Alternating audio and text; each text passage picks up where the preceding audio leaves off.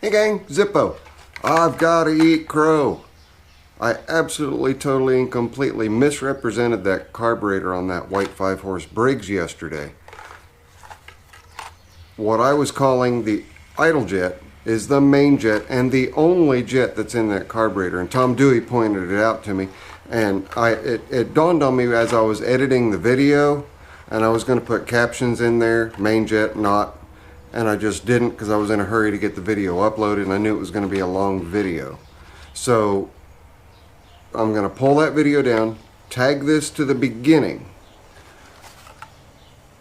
on that white engine so that you guys know that right off the bat what I was calling the idle jet is the main and only jet in that engine. And Tom Dewey, thank you very, very much for setting me straight. And for those of you who have been around for a while, everybody knows if I make a mistake, I absolutely own it. I own it from the word go. So my apologies. So when you hear me say idle jet, it's the main jet. And then that little sucker right there, I went and picked a couple more up. It is a fuel pump. It's just a fuel pump. And also, the long tube is the pickup tube that feeds the reservoir inside the tank for the short tube. And the short tube feeds the main jet. And everybody makes mistakes. And Zippo owns up to his. So, Tom, again, thank you very, very, very much for setting me straight on that, and we'll just let you guys get right back onto the video. What's up, YouTube? Okay, we've got that zero turn, the grasshopper, and dropped off last night around 7 p.m. Are these two guys in for service? John Deere threw a belt. We've got those two to tend to, but before all that, the little white 5-horse is going up on the bench. I'll clean the carburetor out, change the oil in it, make sure it's got spark so we can get it running. Then relieve this pump of its base and that motor, get that taken care of, and then get this one taken care of. Those are the first two orders of business. But I had a number of people say, I want to see that power bucket working. So we've got the power bucket mounted to the old landlord in all of her infinite beauty. But be a shot there. Mounts to both points on the frame, or on the axle. You got 2 points down there that will mount to, and then your lift rod's on this side, and over here on this side is your trip rope. It's the rope that you use to release the bucket. And I have to be careful turning right or I hit the release. So no big deal there though. But let's get the camera clipped onto something, and I'll just do a little bit of dirt moving around so you can see how the thing works. So hang on.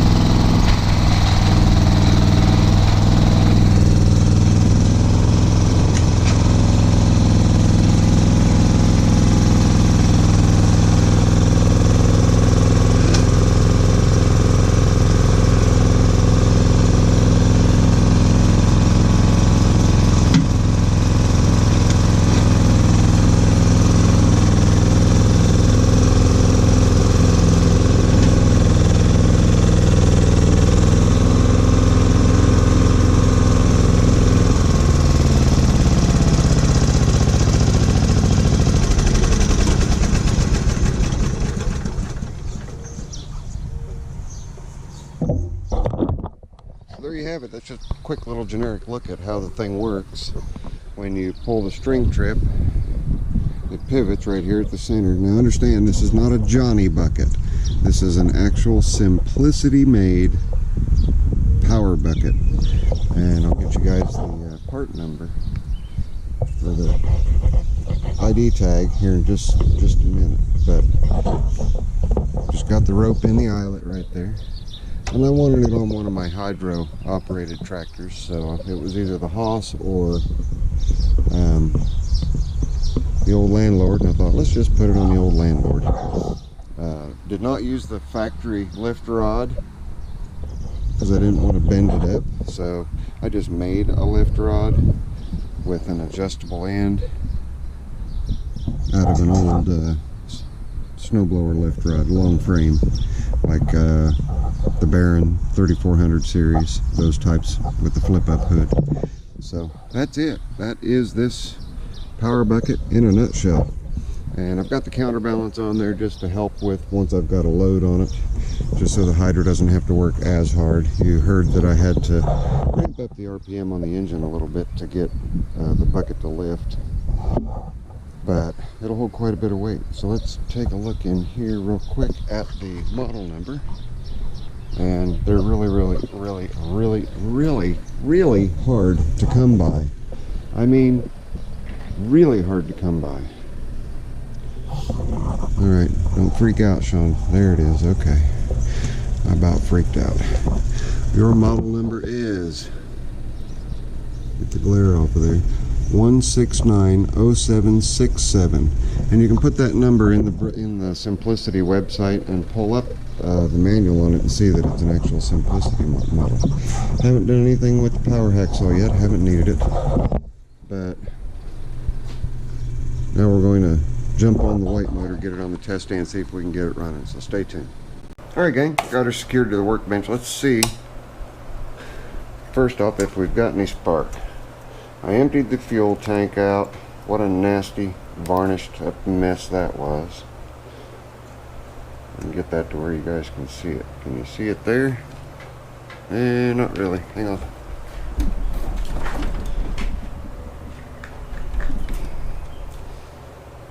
There you should be able to. Let's yank on the cord, see what we get.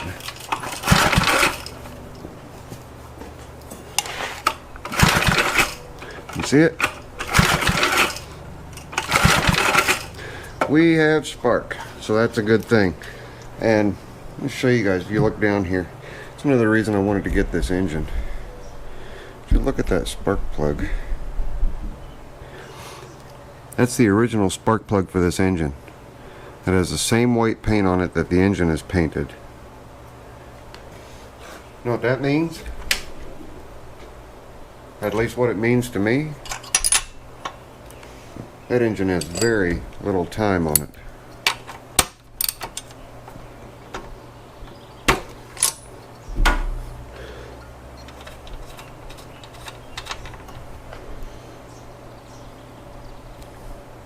Other than being a little carboned up, it does not look bad. Let's stick this in here. Stick a magnet on it. If I can get one. I'm trying. Here we go.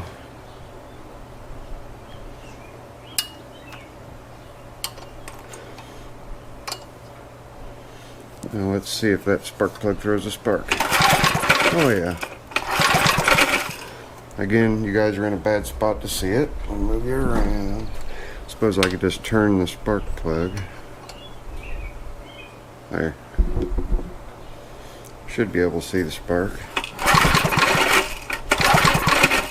Maybe, maybe not. But anyway, trust me, it's got spark. Okay, we know we've got spark. We also know that our tank was full of varnish. So I'm going to flush the tank out. No big deal on that. Just put some, I dumped what was in there out. And I'm going to give this thing a shot at running without me having to take the carburetor apart and all that. We're going to just throw some mineral spirits down in there, slosh that around, let it sit and soak for a little while, dump that out, and then introduce gas to it. And after I get done with that, after I put some gas in it and prime the carburetor, we'll see if we can't get this little guy to start. So let me get the tank cleaned. Alright gang, got me a Musty One style little squirt bottle here, a little bit of fuel and 2-cycle oil mix. We're going to see if this engine's going to behave and start for us. I'm going to step up here so I can pull a little further.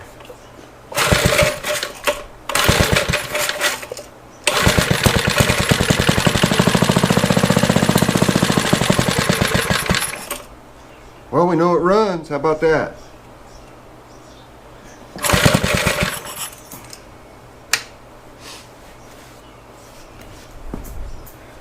I'll take that. I'm pretty sure I'm going to have to go ahead and pop the carburetor off and do all that. But now that we know that it runs, I'm okay with that. Perfectly okay with that. So, what do you say we yank the carburetor and the tank off? I do have fuel in the tank, but I know it didn't pull it up. Suppose we can give it another couple shots. See if we can't get the carburetor to draw. What do you think? Try that.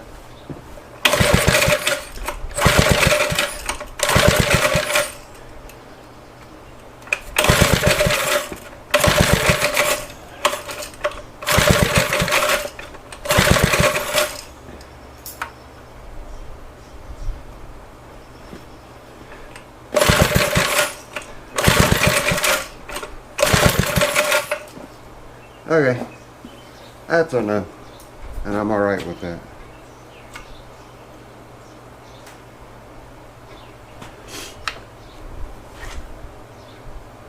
Yep, let's pop the carburetor off of there. Let's do that. A couple of screws here, and then down here I've got the tank bracket. Everything else is up top. So we've got a 3/8 down below. Let's zip that off of there. We'll just leave the camera running.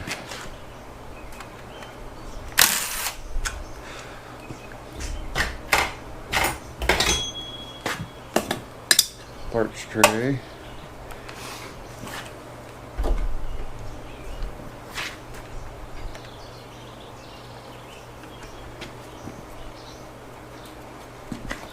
This other one loose is tricky.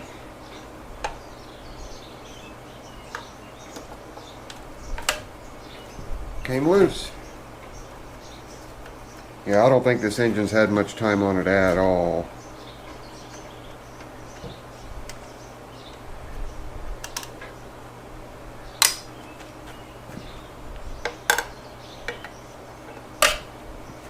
That 3/8 also, I think it is.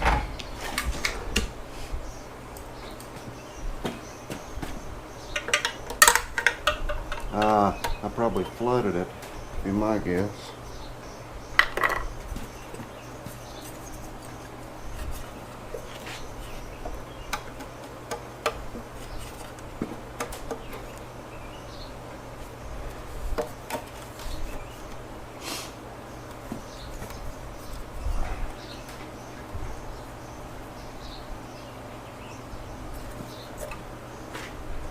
I can't hold my tongue right to get that thing out of there.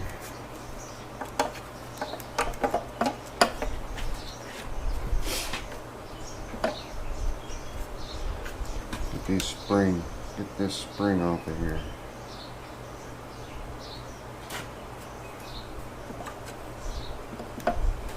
There it comes.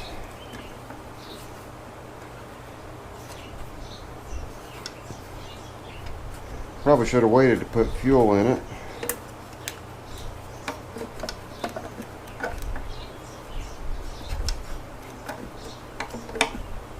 Almost out. There we go. Now we need to get the throttle arm off of there. There, just that easy. Carburetor's off, got my vent tube. You see everything there. I'm gonna throw it in the parts washer real quick after I dump the fuel out, and then we'll tear into the carburetor, see if we can't clean it up without putting a rebuild kit in. Otherwise, we'll have to tear into the diaphragm side. So hang on, we'll look at it after it's clean. Wow, did that thing ever clean up nice? Don't you agree? There is not much time on that engine. I'm here to tell you. Alright, we've got screws to take out here to slide that carburetor up and out.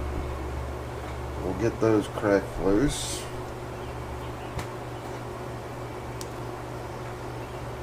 Pretty sure what we're going to run into here is a clogged pickup tube. I'm hoping that there was no fuel up in the diaphragm, which would translate to I don't have to mess with it. Let me get another little parts container here. Parts tray to the rescue.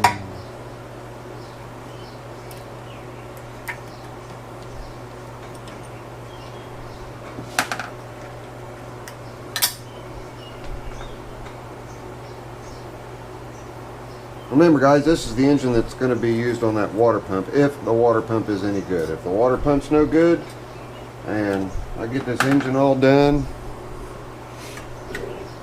I will let Keith know that his pump is no good, and his engine is no good, and see what he wants to do from there. And then I'll keep this little guy. Put it in the collection. I had one, but then I sold it for a kid making a drift cart. I'm going to be careful popping that off and try to save the gasket. If we can, and hopefully we can.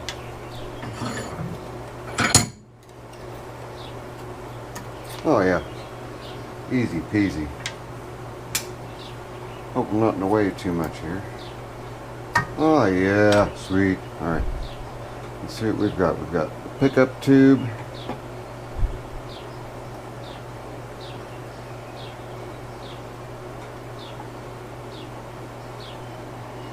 Screen is still intact, but it does have quite a bit of smudge on it. That screen is clear. So we're going to see if we can't coax that. Yep, we can. Coax this off of here. Boy, and it's still pliable. How nice is that? It's got a little metal lock ring on it there. Let's see that little metal lock ring. See what I can do about prying that little guy off, or loosening it up, and then I can just crimp it back down with my wire crimpers. But I want to blow that way and get all the smudge off the end of that. Also, that'll give me a path to get up there and make sure this is clear. Then we'll take the idle circuit jet out, make sure it's clear, make sure that's clear. Then we should be able to put it back together and run it. These are really simple carburetors. They're suction, obviously. So we'll see what happens. But let me get things apart and we'll show you what I find. Hang on. Just wanted to show you guys real quick the pickup tube and what retains it. This tiny little guy right here. I don't know if you can see that very well. Just a little crush clamp. So if you're ever wanting to take one of these apart, there's a flange here. You don't just want to pull the tube out. You want to be sure that you get that little guy off first. And the way I do it, I just take it and I pry it down. Let it come down on the brass pickup tube. Then I can take the end off, which is exactly what I did right here. So let's get things cleaned up. Okay, next tube I want to clean out is this one right here. I'm just going to gently blow across the face of it here. Just barely any air pressure at all. I'm going to inspect the screen. The screen looks real good. I'm going to take just the jet out and blow air in the opposite direction. I'm going to blow air through here to make sure that I have air coming out through that. So let's get that little guy out of there, see how it looks. It should look just fine. Yeah, it looks like brand spanking new.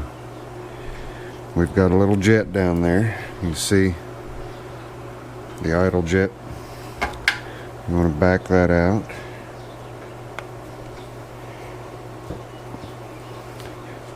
Oh, like butter. Like that happens every day, right?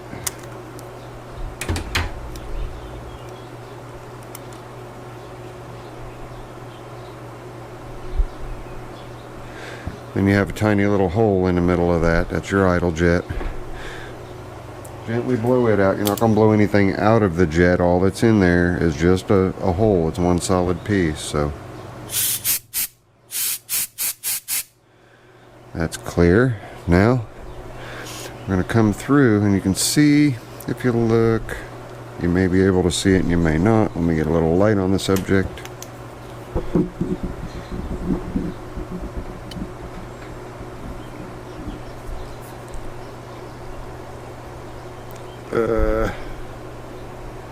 You see the little hole right in the base here that comes down through this tube. So that's all we're doing, is just blowing a little bit of air in that general direction, just like this.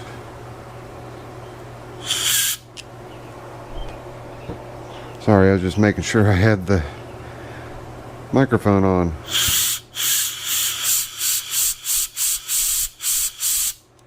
And I've got air coming through it, so we're good there. Happy, happy, joy, joy. So we can go ahead and reinstall the jet. Start it with your fingers first. Half a turn's fine. Make sure you have a screwdriver that fits that jet really well, because if you don't, you can screw the jet up nice and tight. I did not change the settings on the needle, and the needle is just beautiful. It's as clean as it can be. Everything's as clean as it can be.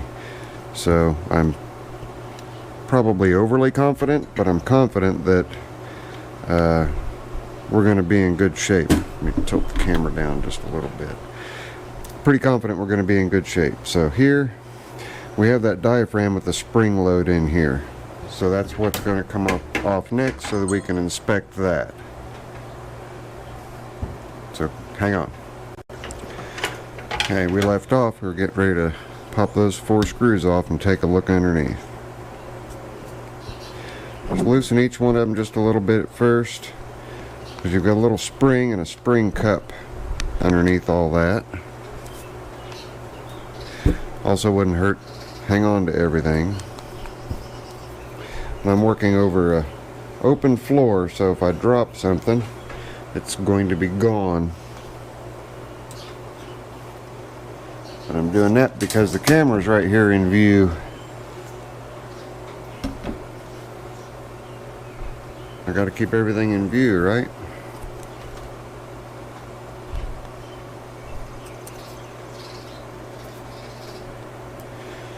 Screw number 2.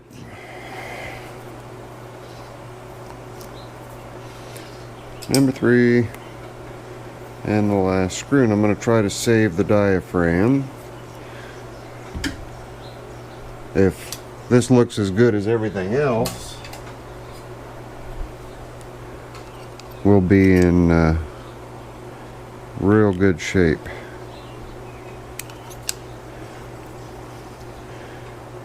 Save the diaphragm. Save the whales.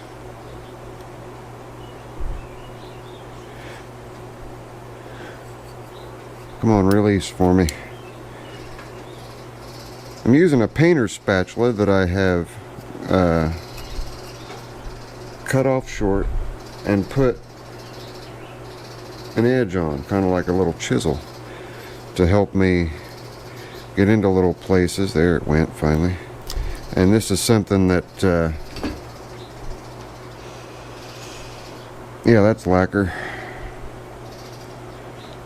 That means we're probably a little bit stuck in here, and that's okay.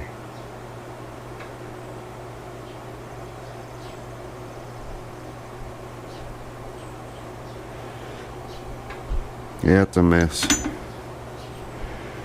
That's unfortunate.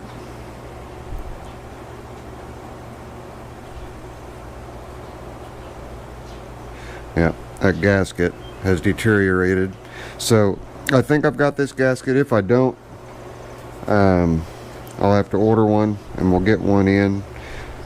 The other carburetor does not have the same one, so I can't use it on the other 3-horse, that is.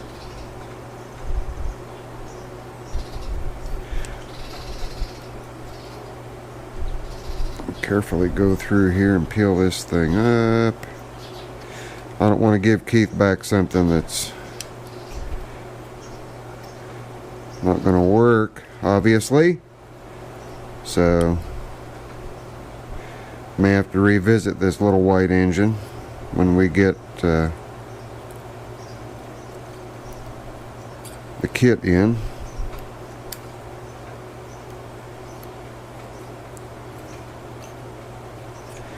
There we go.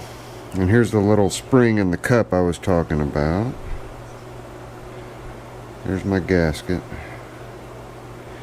Here's your little cup that rides on the spring that would keep from cutting through the diaphragm. And the rubberized coating on the diaphragm is what I rubbed off of there. So that part of it's worthless. And then there's your spring. Let me grab the kit that I've got real quick. We may get lucky and that may actually be the kit that I need. But I don't think it is. I think it's for a later model. I've got some smooge in here too. Some lovely stuff. So we'll take this over to the parts washer and clean all that out real well. And you can see this just goes right into the carburetor. And it acts as a diaphragm, pumps back and forth, back and forth, back and forth, and the two, I'm sitting there holding it.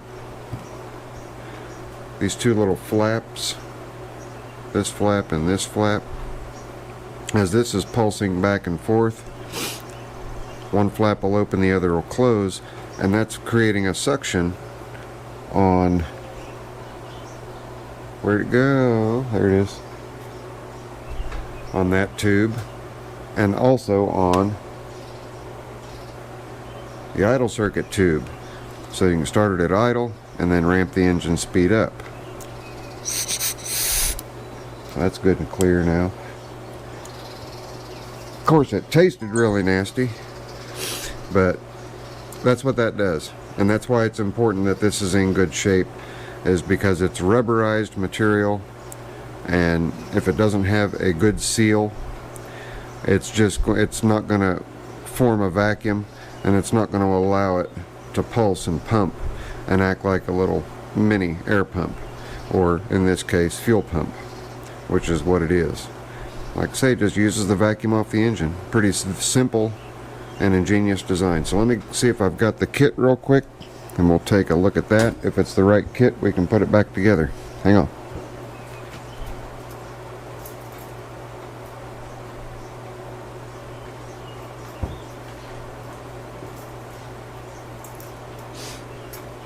Alright, so if you look at the shape of that one and the shape of that one, it is not correct. But in looking at it, it looks like it'll work. It's just a different shape on the outskirts. It's not a different shape where it's important. I'll show you what I mean. Okay, now this is rubberized. I get my spring and my cup here. Set those out of the way. I grab the old and the new. Okay, there's the new. Get that turned around and get it flipped over.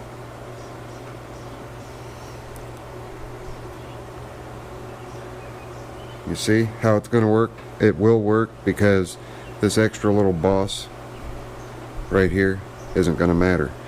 So I'm going to clean the rest of the carb body off, and then we actually can use this kit to go ahead and get this carburetor put back together.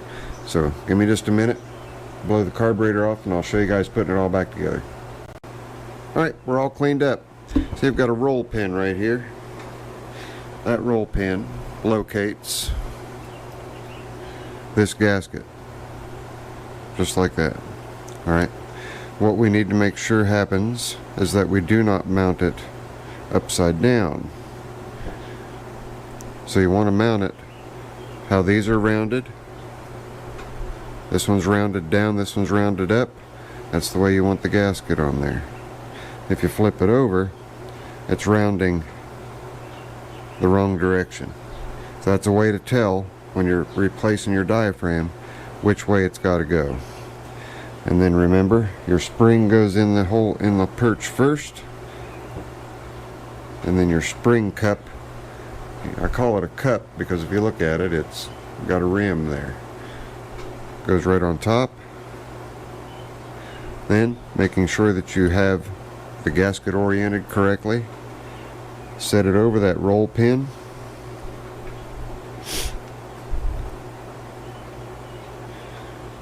Tuck that down in there a little.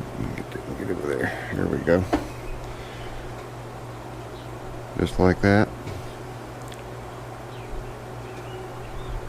You got your holes lined up. I need to clean that out real quick. I'll just leave the camera going and do that. I got the air gun right here.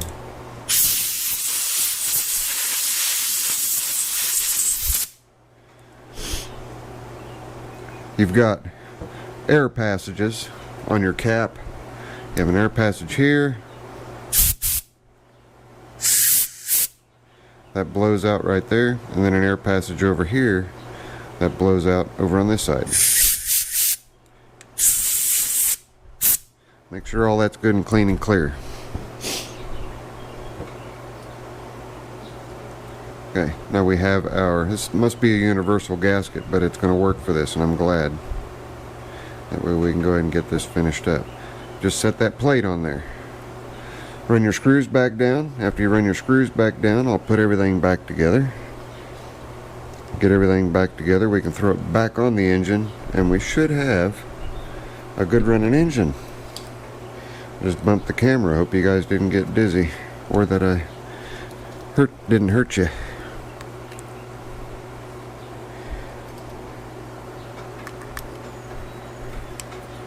So I'll finish this up, get it all back together, get it back on the engine. We'll throw some gas in it and see if we have a running engine. So hang on. All right, we got it all back together. And it's time to see if it's going to start. I'm going to give it a little bit of help. Draw a little bit of fuel up in there.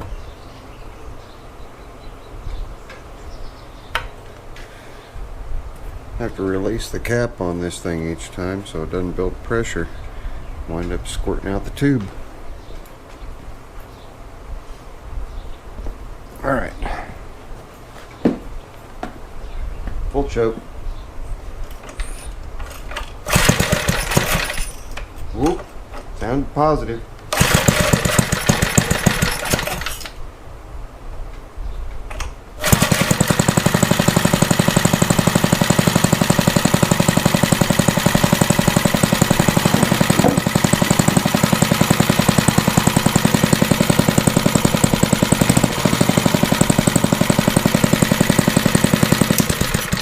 Smoke that's going to come out of there is from me fogging the cylinder to make sure everything was loosened up before I tried cranking it over. Something that you need to do all the time. And I've got my neighbor Norris sneaking up on me here.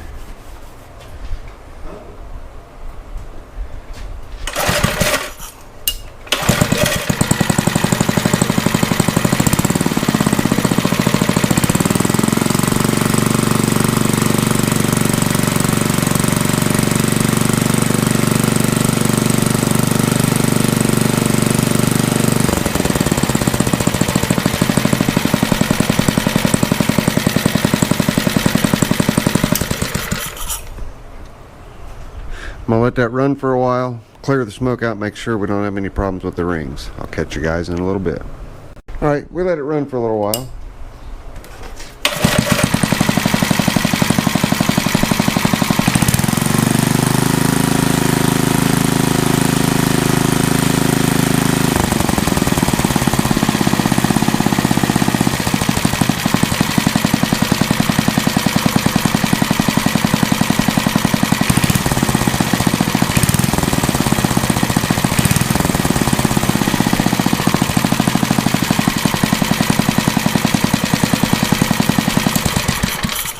So I call that one a win. The best 20 bucks I ever spent, plus the what, $7.99 for the new spring and diaphragm. Again, this one's going to go on the water pump. We're going to build a new base for the water pump and go through all that. Get the water pump separated. May not use the Lovejoy that's on this. May use the connection that is already on it. And I had a couple people comment, "Don't trash that 3-horse, see if you can bring it back to life." Well, you guys should pretty well know me by now. I'm not just gonna trash it. I'll certainly check it and see if it's got any kind of life left in it. But we're gonna close it out. That's how you rebuild one of these suction carburetors. Very, very simple, very, very easy, very, very straightforward. And we brought this 34-year-old Briggs back to life, and I really don't think there is very many hours on that engine at all. So if Keith can keep it out of the weather, it ought to serve him well. So that's it from your friendly neighborhood Zippo. If you guys like this, give me a big old thumbs up. We'll see what we're going to get into next. Later. I'm out of here.